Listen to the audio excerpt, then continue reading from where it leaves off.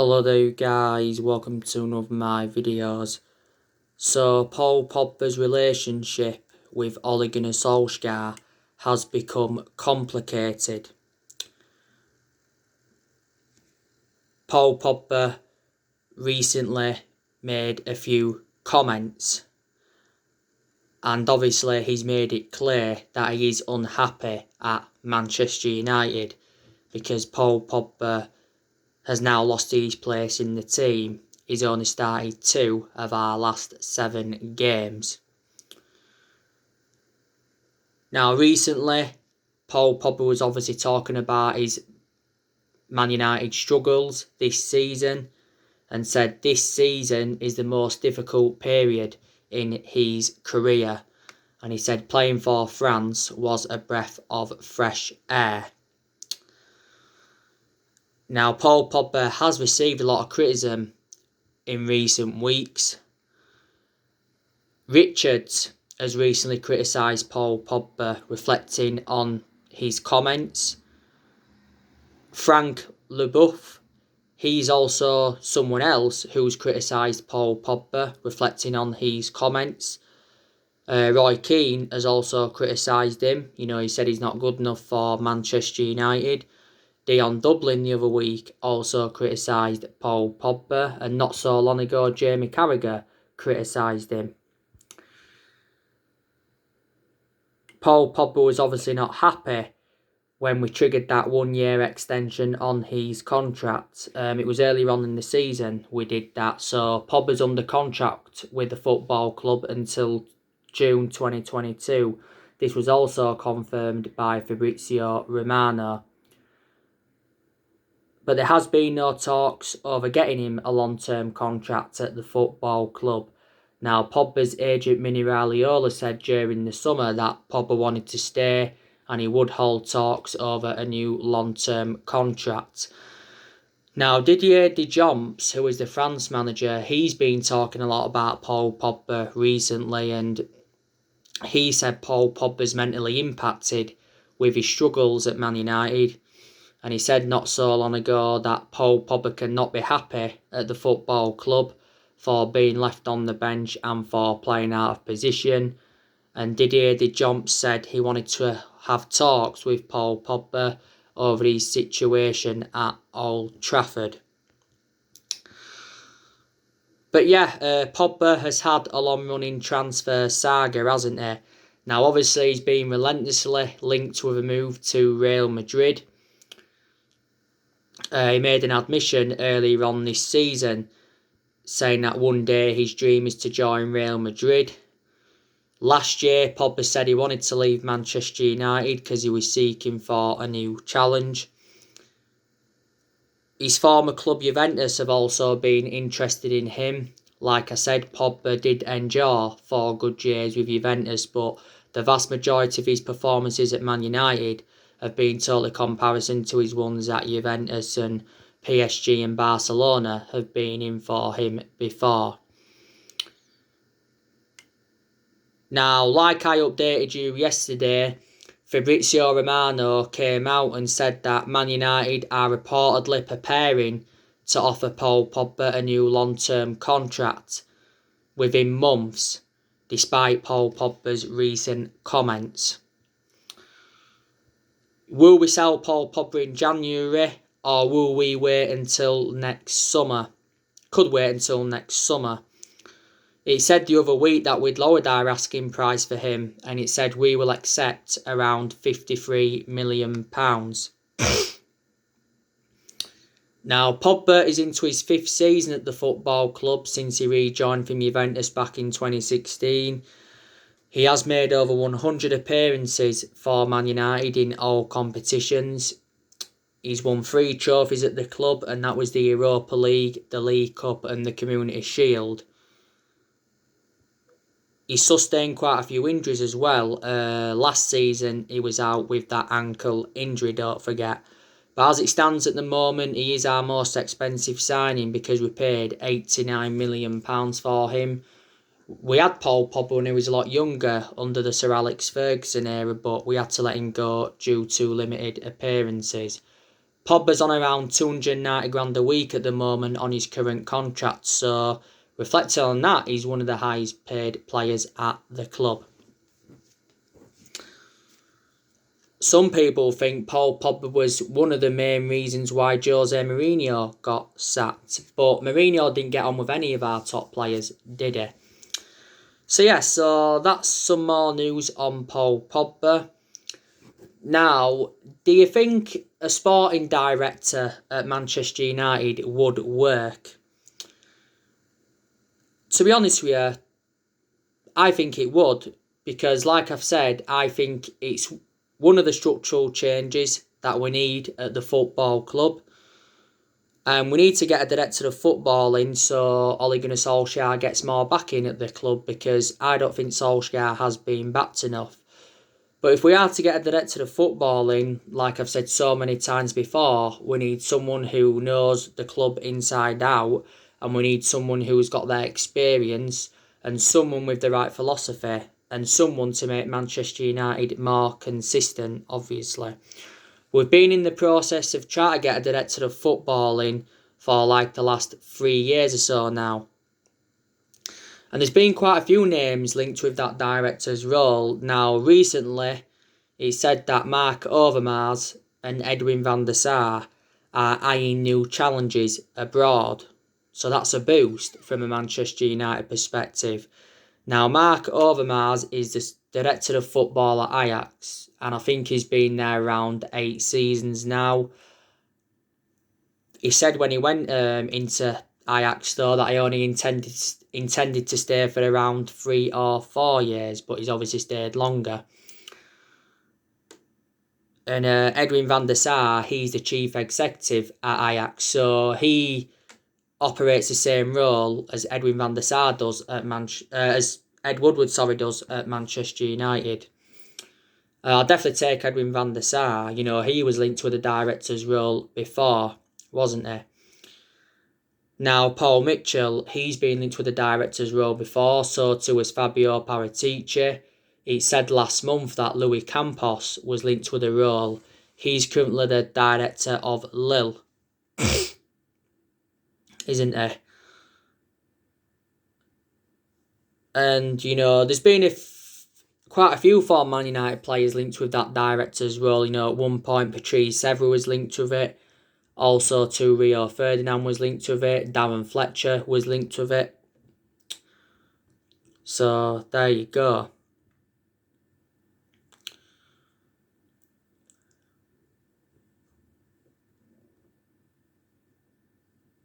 So, who would you recommend in? Now,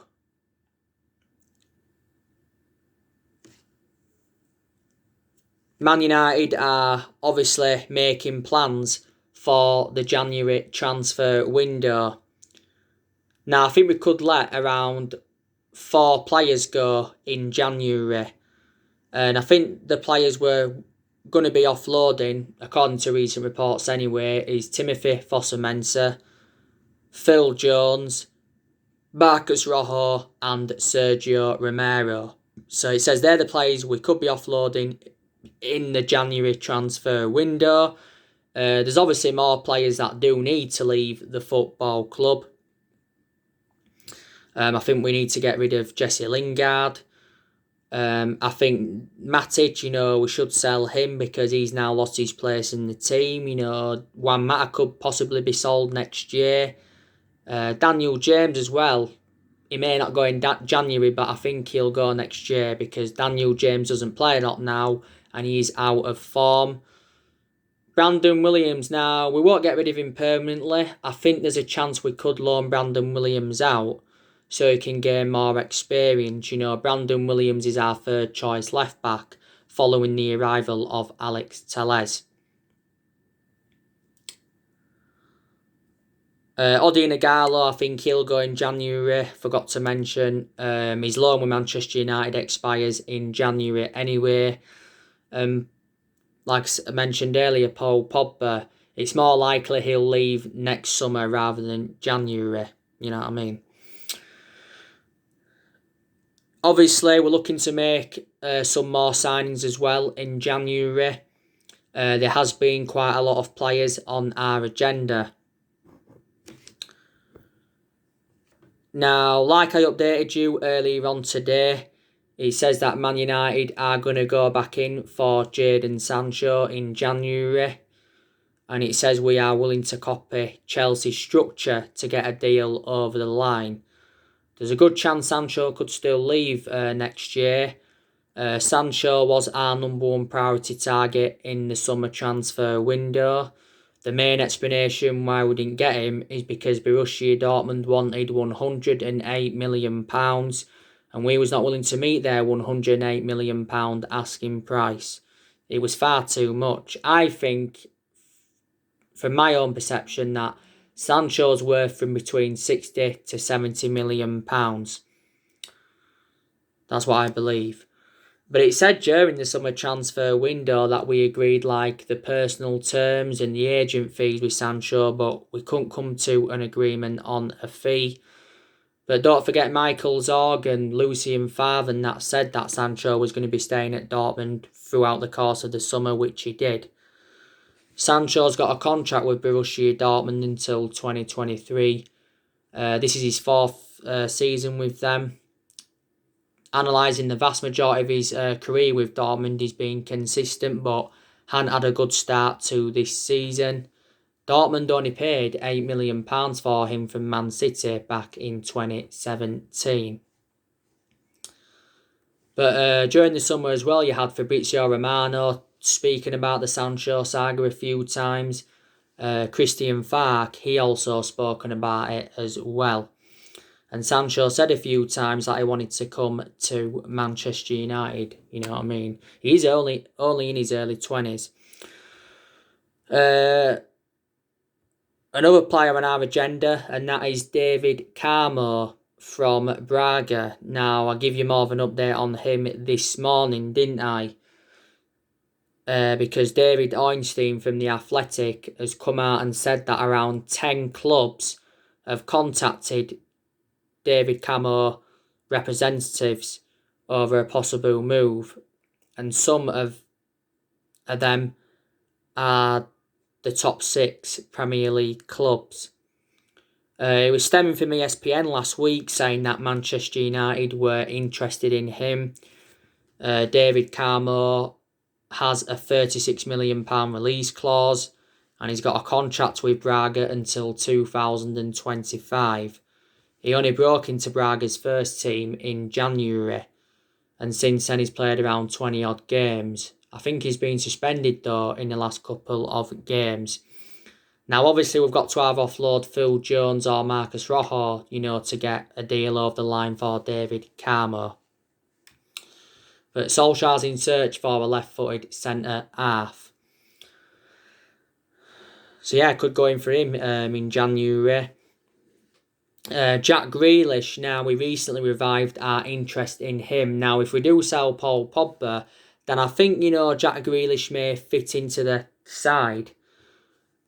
The main explanation why, we didn't get him in the summer transfer window is because we had concerns, where he would fit in the team.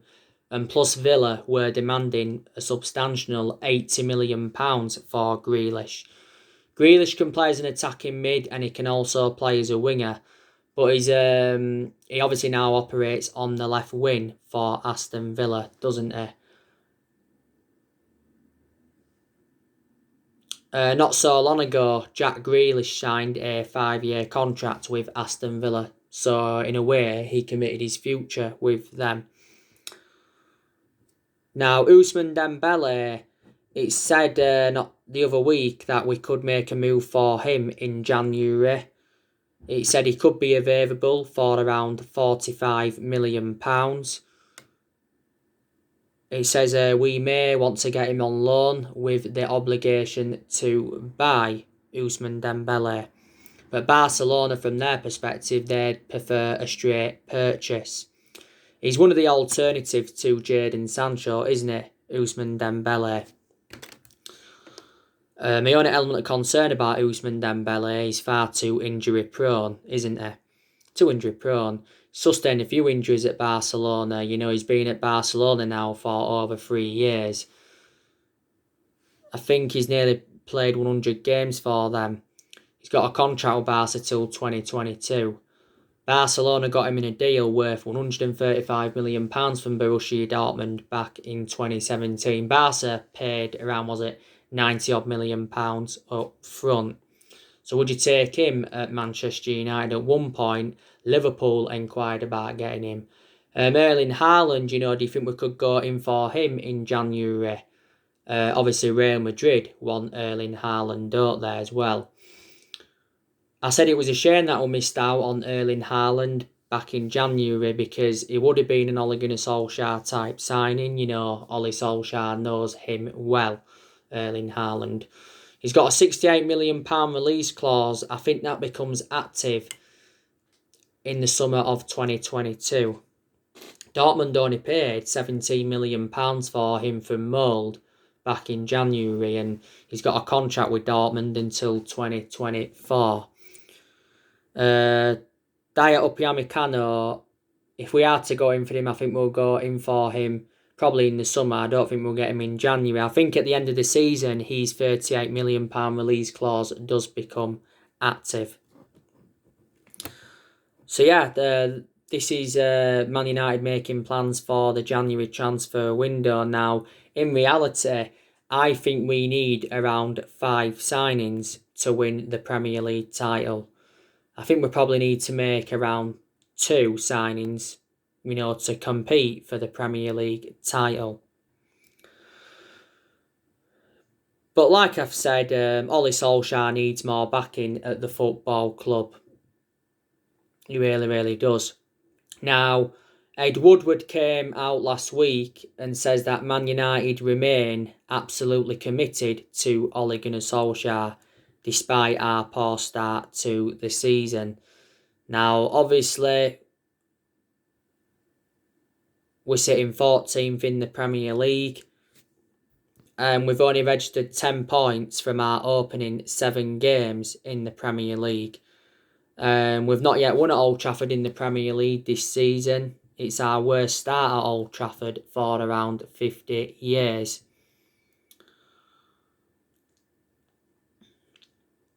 But yeah, Ole is under pressure at the football club, no question.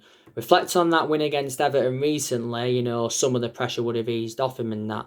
If we can win our next 5 or 6 games after this international break, then I think a lot more pressure will ease off him. I don't see Solskjaer being Manchester United manager for the rest of this season. Could possibly be here in the new year if things turn around from now, and it depends on how results go and that. I've already gone through with you the issues Ole Gunnar Solskjaer needs to solve at Manchester United, but can he solve these issues? Obviously, can he solve the issue with Paul Pogba? Can he solve the issues of what's going on with Mason Greenwood?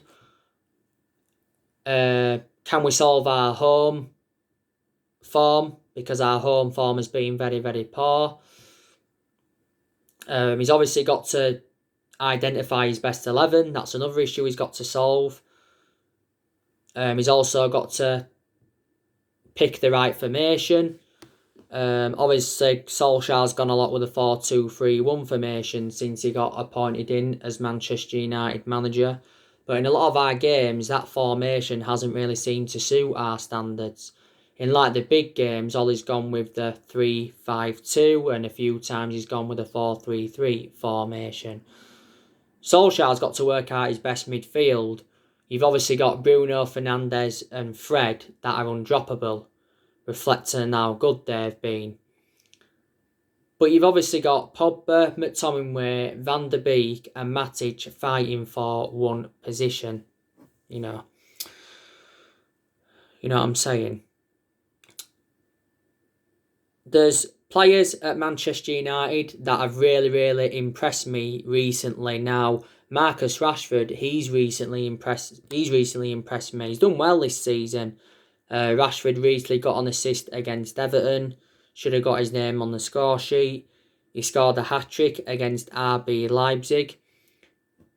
He became the second Manchester United player to score a hat-trick as a substitute. And he also scored late on against PSG. That was the second time he'd done that. And he scored a few goals in the league this season. You know, Rashford recently bought, was it 5 houses? Rashford's been part of the club for several years. You know, he's been here since the age of 7 and now he's 23. He recently turned 23. So he's been at the club now a good 15 years or so. Now, Rashford's got a problem with his shoulder, so he may not be available for the game against West Brom on Saturday. But I think Rashford looks more effective out wide than he does playing centrally. Now, I've also been very, very impressed with Juan Mata in the games he's played in this season, in a lot of the games. He did well in both our Carabao Cup games against Luton and Brighton. And he weren't so bad against Chelsea, and he was good against Newcastle. He weren't great against Solsjaer and Everton. Juan Mata. You know, Juan Mata's enjoyed a good 6 years or so now at the football club. He scored 50 goals for us in all competitions. We paid £40 million for him from Chelsea back in 2014. But he has lost that yard of pace now because he is in his 30s. Now, Bruno Fernandes has really, really impressed me. He's Manchester United's best player, is Bruno Fernandes. Scored 2 goals against Everton, also got an assist. He has done well. Bruno Fernandes has enjoyed around 9 months at the football club. The vast majority of his goals have come from the penalty spot. Last season he won Premier League Player of the Month a couple of times. He won some Matt Busby Player of the Year award, reflecting on his good run of performances. We paid around €55 million for Bruno Fernandes from Sporting Lisbon in January. Now, Bruno Fernandes recently said Manchester United have the mentality to win the Premier League title. And he says it's been too long now since we last won it because we haven't won it since 2013. So the last time we won it, you know, was in Ferguson's last season. So it's been around 8 years now. And Bruno Fernandes said he came to Manchester to win trophies. Bruno Fernandes' worst game in a Manchester United shirt was that 2-1 defeat to Istanbul Başakşehir because he was dispossessed around 34 times. Donny van der Beek now, he's impressed me in the games he's played in at Manchester United, but he's hardly played, has he? He has started our last 2 games in the Champions League, but he's not yet made his full Premier League debut for the club. Now, Donny van der Beek recently revealed that Solsjaer told him to be patient and wait for his opportunities. Donny van der Beek made a confession over his playing time, saying, you know, he would have loved to have played more at Manchester United this season. You know, we paid £40 million for him, paid quite a bit of money for him. You know, he signed a 5-year contract with the club with an option of a further year, and he currently wears that number 34 shirt. I think Solskjaer's been in the process of trying to find his best position, because he can play in like 3 different roles. But at Ajax, he was predominantly a box-to-box midfielder. Fred, he's also really, really impressed me. Because I like the way that Fred's dictated the play. He's kept the ball well and he showed good attacking intent. He's improved under Ollie, really, really has. You know, Fred's been at the club now for a few years. We paid around £47 million for him from Shakhtar Donetsk. You know, we got him under the Jose Mourinho era. Now, Harry Maguire, he's really, really impressed me recently. Good to see him bounce back from his early season troubles. Because don't forget, Harry Maguire had that incident in Greece. He also had a few knocks. He got sent off in one of England's games. Harry Maguire is the most expensive centre-half in the world at the moment because we got him in a deal worth £80 million from Leicester, didn't we? And he's our current captain. Now, Wan-Bissaka has impressed me recently because he showed good attacking intent. His defensive contributions always has been very, very good. You know, this is Wan-Bissaka's second season at the football club. David De Gea, he's really impressed me recently. I said David De Gea will remain our number one this season. You know, this is David De Gea's 10th season at Manchester United, so he has been a long servant. Luke Shaw, he's impressed me in his last couple of games because he's got 2 assists in his last 2 games. But now the negativity regarding Luke Shaw is that he's got a hamstring injury and he's out for up to a month with this hamstring injury, isn't he?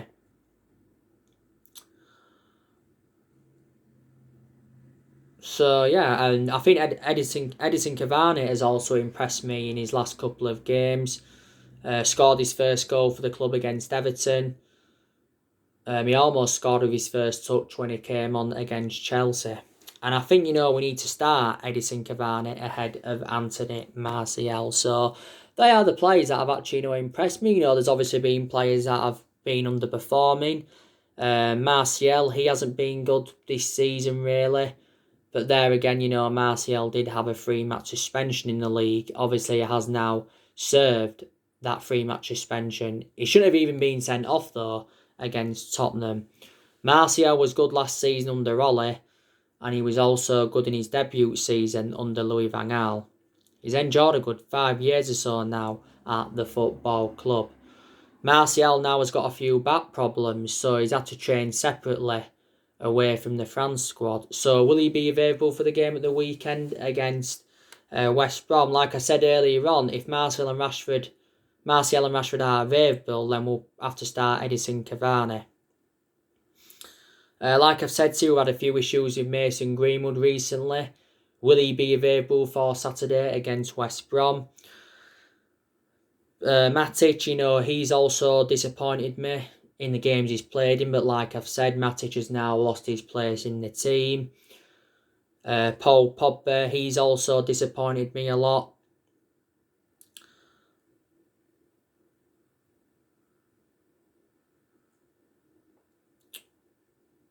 Victor Lindelof, he's had some good games, but I think he's had a lot of bad games as a Man United player. I've still got element of concerns about Victor Lindelof, if I'm going to be honest with you. McTominay, I haven't been that impressed with him. He's had a good couple of games this season, but I just don't think he's nowhere near as good as Fred McTominay. But yeah, I'd still start McTominay ahead of Paul Pogba, definitely. So yeah, there has been players that have disappointed me. I think Alex Telles is going to be a good signing for Man United. We've got positive news in regards to Alex Telles. He's tested negative now for COVID. That was stemming from the Brazilian outlet UOL. But there was reports coming out on Saturday saying that Telles had tested positive for coronavirus for a second time. He's only played 1 game so far for the club, and that was a 2-1 win against PSG. Telles should be making his Premier League debut for the club on Saturday against West Brom, shouldn't he? So, yeah. But yeah, like I said with Solsjaer, he's been at Manchester United now for almost 2 years. He's got a contract with the club until 2022. This is Solskjaer's second full season at Manchester United. And I said, if we could finish in the top 4 this season, and if we could win a trophy, that would represent a good season for Manchester United, wouldn't it? Obviously, there has been a lot of rumours of Mauricio Pochettino becoming Manchester United's next manager, but I don't think we'll get Pochettino in now because Pochettino is not willing to wait, is he? Massimiliano Allegri and Julian Nagelsmann, there have been other managers that have been mentioned as well. But I don't think Solskjaer's good enough as a manager. I really don't. Because he hasn't got that proven pedigree as a manager. Manchester United is the 3rd club in his managerial career. So, yeah. So, anyway, guys, that's everything to update you today. Drop your comments, like, explore on the channel. If you do, consider subscribe as always. And take care. God bless. See you all again very soon.